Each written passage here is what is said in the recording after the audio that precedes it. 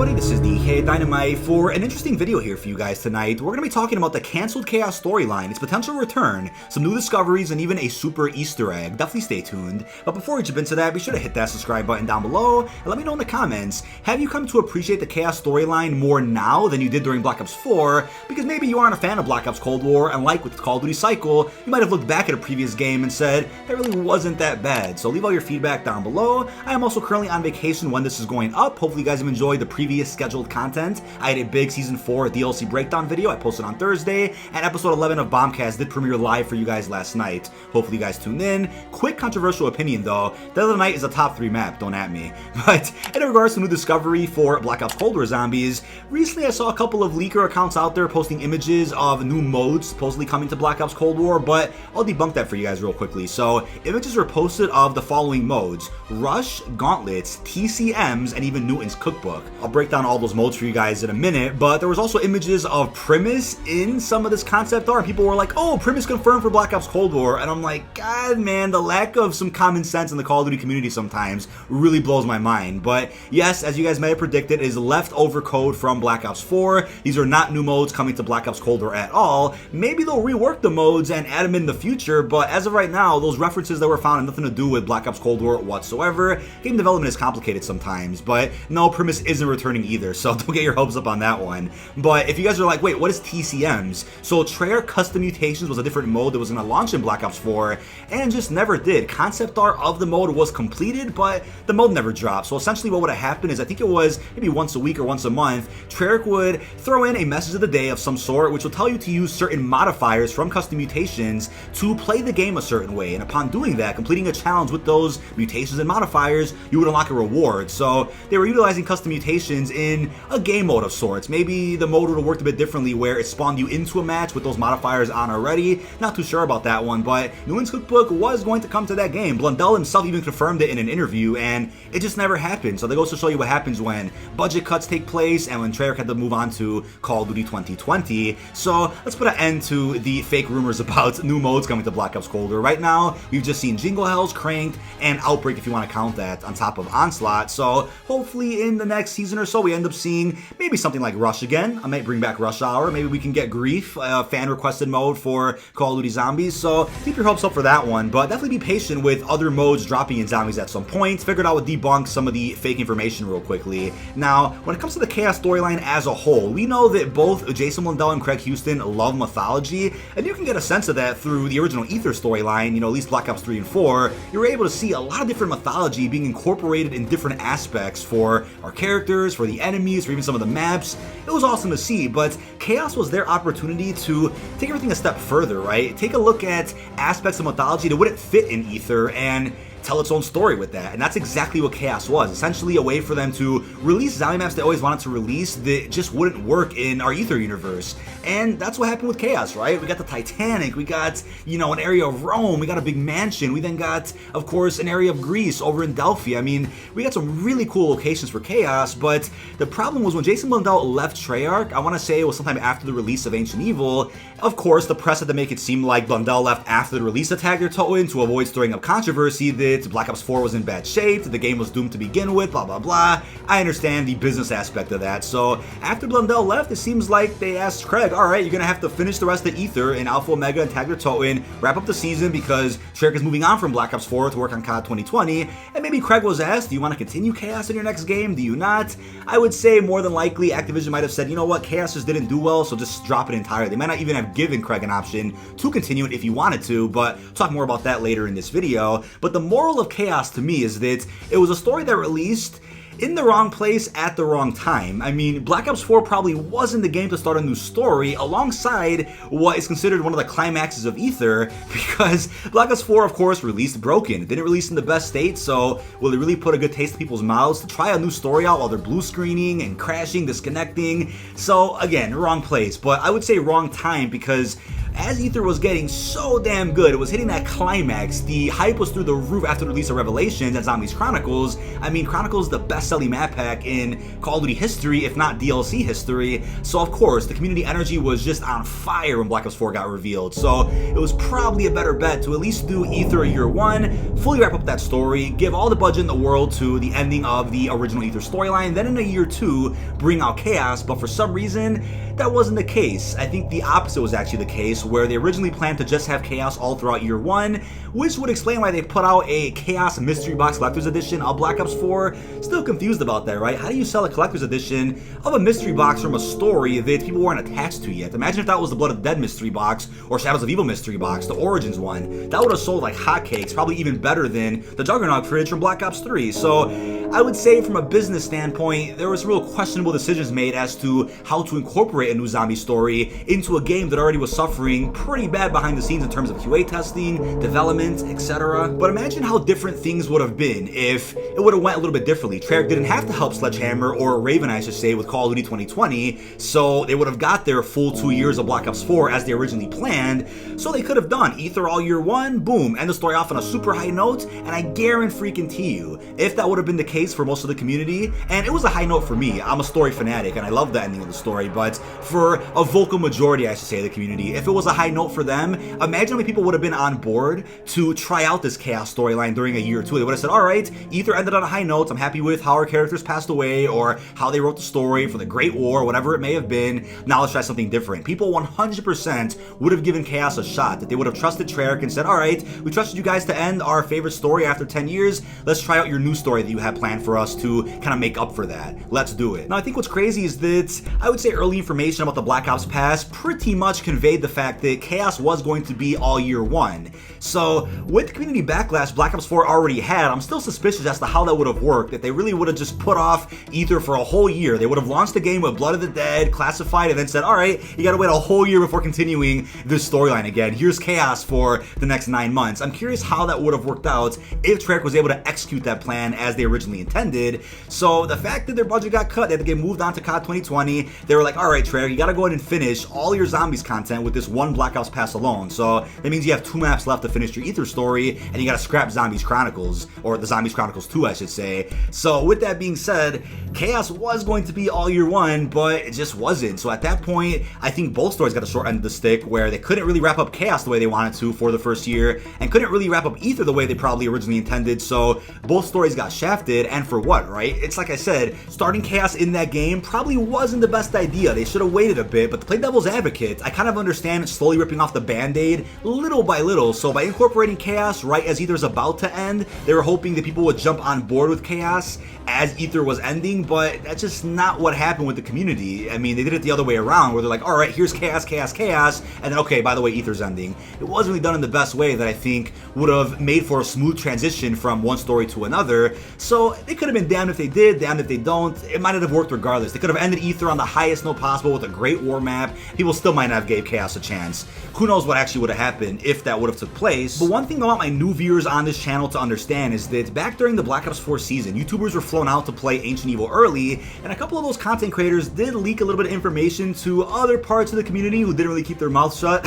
And essentially what was leaked is that over at Treyarch Studios, at the main menu of Black Ops 4 Zombies, there was a menu of a couple of unreleased Zombies maps that they didn't recognize. So they were there to play Ancient Evil, but they saw maps like Blue, White, and Orange. White is the codename for Alpha Omega, Nuketown, and Orange is the codename for Call of the Dead, Tag Their Toe In. So that was one thing, but then what was the map Blue? We'll get to that. There was also a whiteboard in the distance over at Treyarch Studios which had Call of the Dead Gauntlet challenges featured on them.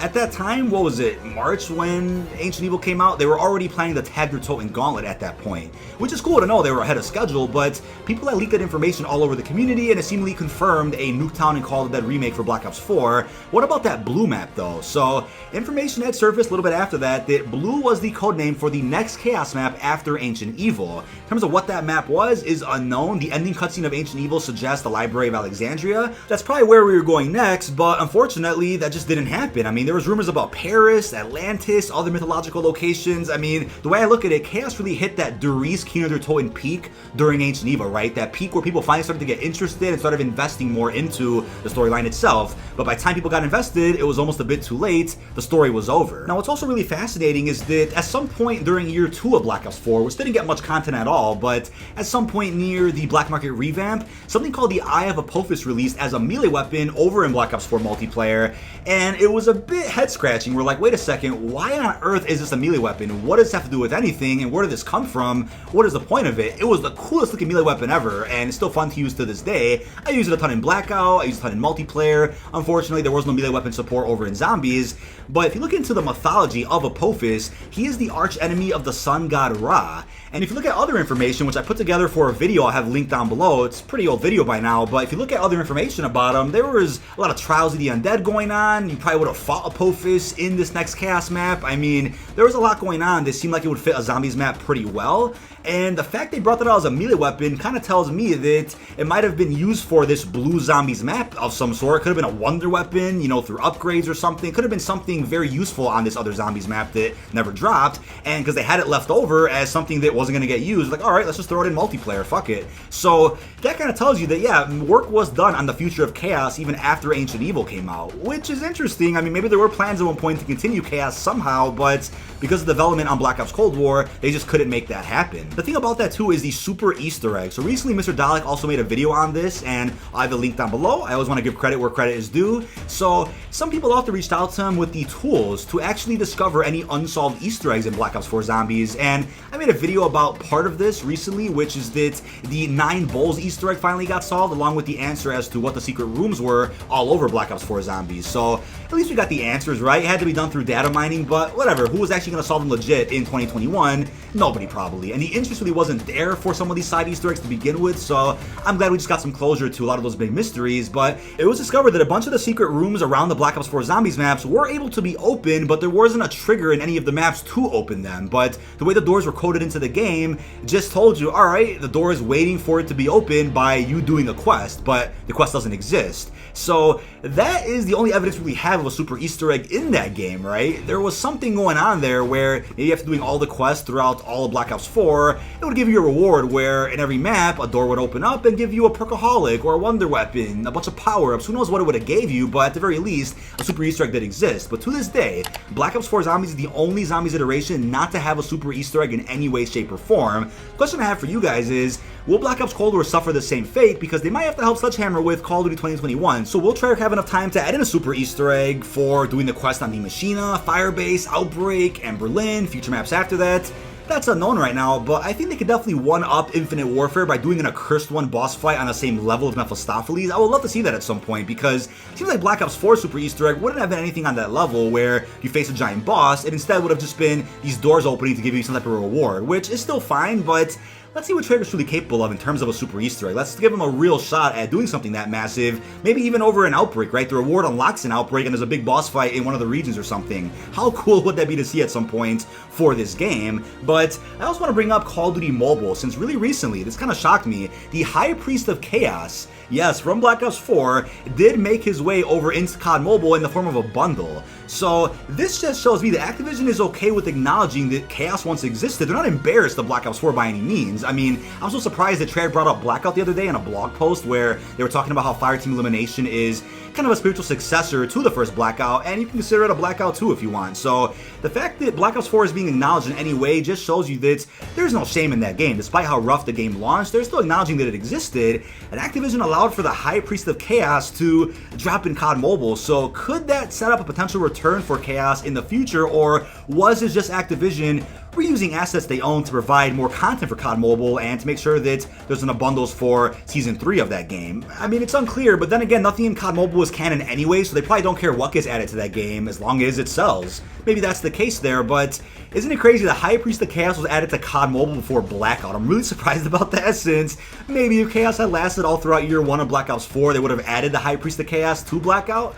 It would have sold pretty well, I think. I mean, maybe I'm wrong about that, but he's a badass looking character, and I also want to remind you that there was so much marketing for Chaos during Black Ops 4, and Dead of the Night is an exception. We'll talk about that later in the video, but if you look at these other cutscenes they dropped as forms of marketing, they were the equivalent of the Memories trailers we got for Black Ops 3. They dropped trailers like that just for the Chaos story for Black Ops 4, filling in some gaps, showing us Alistair getting brainwashed, of course, by the High Priest. I mean, there were some really cool and very in-depth cutscenes dropped, which people really didn't talk about too much. Of course, we got the mystery music video for Dead of the Night, which was phenomenal. We never got one for Ancient Evil, unfortunately, which I think one was planned, but got scrapped. So there was a lot on the table in the sense that they were going to market Chaos as much as they marketed all of Aether throughout Black Ops 3. And it's a shame because if they would have done that, I'm totally on board with it, but in terms of how the community reacted to that, you would have had to do that for Aether first before doing all of that extra for Chaos. That's the way I look at it. But as I mentioned before, I'm not one of those people that needs cutscenes to tell a good story. I mean, some of the best stories out there in all forms of media, games, TV shows, movies,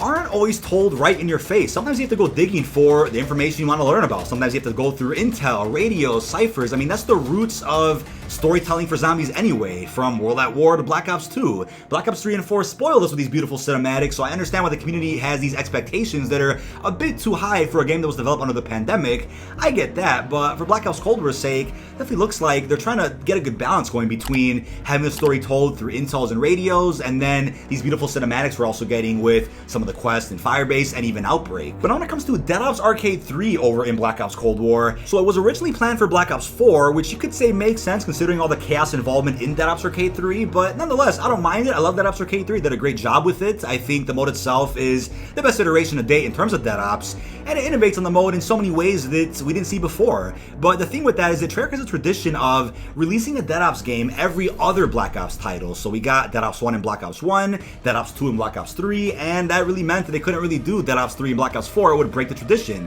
which I wouldn't mind if they broke it, but that's the way it goes. So Jugga Jugga had this in development for a number of years, you could say, and it finally dropped here in Black Ops Cold War. But I guess the question for you guys is, do you think there's any areas in Dead Ops Arcade 3, if you've played it, do you think there's any areas that may be from these scrapped Chaos maps, right? Blue, wherever that was, Library of Alexandria, or maybe even from Paris. Could there be little bits in areas or rooms here and there, even the dungeon, that may have been in a scrapped Chaos map at one point that got reused for Dead Ops Arcade 3? It's a big question to ask in case you guys are interested in both Dead Ops and the Chaos storyline. So, could the inclusion of Chaos in Dead Ops also maybe mean something more for the future, or is just reusing content that fits Dead Ops Arcade 3 perfectly?